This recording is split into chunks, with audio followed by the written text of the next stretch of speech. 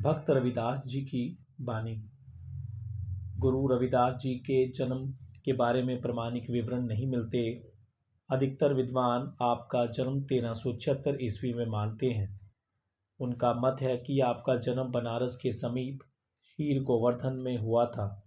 गुरु रविदास जी ने अपनी बानी में लिखा है कि आपकी जाति के पूर्वज मृत पशु ढोने का कार्य किया करते थे। आपके माता तथा पिता के नामों के बारे में भी मतभेद हैं, परंतु रविदासी संप्रदाय के अनुसार आप जी की माता का नाम कलसी देवी जी और पिता का नाम संतोख दास था। आपका देहांत 1527 ईस्वी में हुआ था। रविदास जी का बचपन से ही परमार्थ की तरफ झुकाव था। आपके पिताजी ने आपको जूते बनाने का पुश्तैनी कार्य सिखा दिया, परंतु आपके मन में साधु संतों के प्रति इतनी श्रद्धा थी कि आप उन्हें मुफ्त में या बहुत कम दामों पर ही जूते बनाकर दे देते थे। आपके पिताजी ने आपकी वृत्ति गृहस्थ की तरफ मोड़ने के लिए छोटी आयु में ही आपका विवाह कर दिया।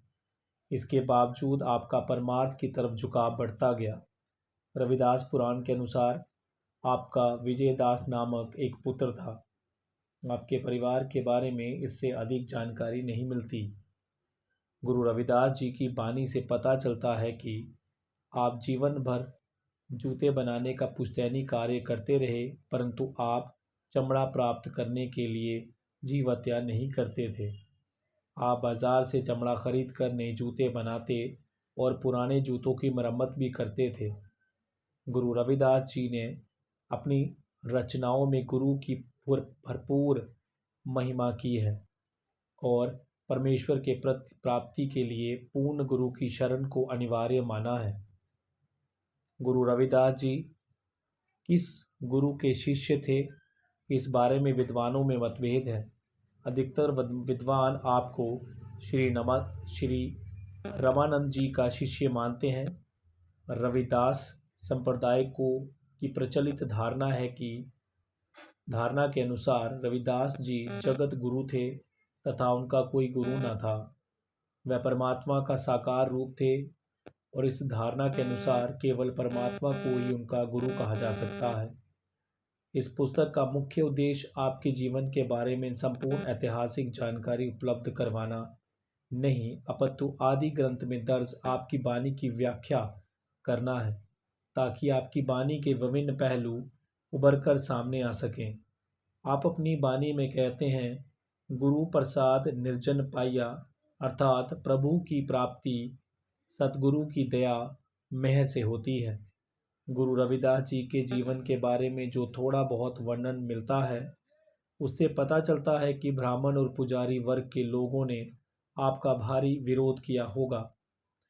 अज्ञानी लोग इस भ्रम का शिकार थे कि निम्न समझी जाने वाली जातियों के लोगों को परमात्मा की भक्ति और परमात्मा की प्राप्ति के बारे में उपदेश देने का अधिकार नहीं है। भगवान कृष्ण ने गीता में स्पष्ट कहा है कि मैं भक्त का प्रेम देखता हूँ, जाति नहीं। भगवान राम ने तथाकथित निम्न जाति से संबंधित भिलनी के जूठे बेर खाए। आपने जाति पाति का जोरदार शब्दों में खंडन किया है और संसार के प्रत्येक व्यक्ति को प्रभु भक्ति और प्रभु की दया का समान रूप में अधिकारी स्वीकार किया है। जो भी हो, गुरु रविदास जी ने अपने विरोधियों से भी विनम्रता, प्रेम, क्षमा और दया से परिपूर्ण व्यवहार किया। प्रभु में समाकर उसका ही रूप हो चुका कोई पूर्ण पुरुष ही ऐसा कर सकता है। गुरु रविदास जी का यश चारों ओर फैलना शुरू हो गया।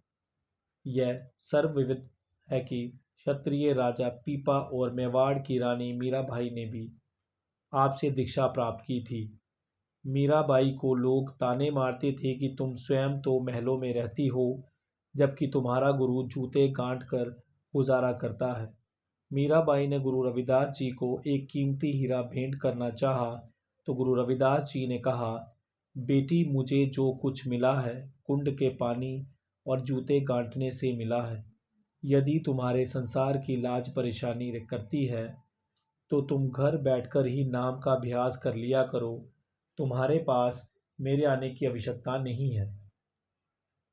मुझे संसार की किसी भी नाशवान वस्तु की आवश्यकता नहीं। लोग मुझे गरीब समझते हैं, लेकिन मुझे इस गरीबी में ही आनंद आता है। इसके बावजूद मीरा ये कहकर हीरा छप्पर में रख गई कि आवश्यकता होने पर वे स्वयं ही इसका इस्तेमाल कर लेंगे। जब मीरा कई महीनों बाद आई तो देखकर हैरान रह गई कि उन्होंने हीरे को हाथ तक नहीं लगाया था। जब मीरा ने शिकायत की तो गुरु रविदास जी ने समझाया कि उस परमपिता ने मुझे नाम का अनंत, अनमोल और अविनाशी धन प्रदान किया है। मुझे संसार के किसी नाशवान धन की आवश्यकता नहीं है। जो पूर्ण पुरुष प्रभु का हो जाता है और प्रभु को अपना बना लेता है, वह सारी कायनात का स्वामी बन जाता है। वह प्रभु और उसके नाम के अतिरिक्त किसी अन्य वस्तु की तरफ ध्यान नहीं देता। राजा पीपा भी गुरु रविदास जी के शिष्यों में से एक थे। उनके द्वारा गुरु रविदास जी से दीक्षा प्राप्ति की साखी भगत पीपा जी के जीवन विवरण में दी जा चुकी है।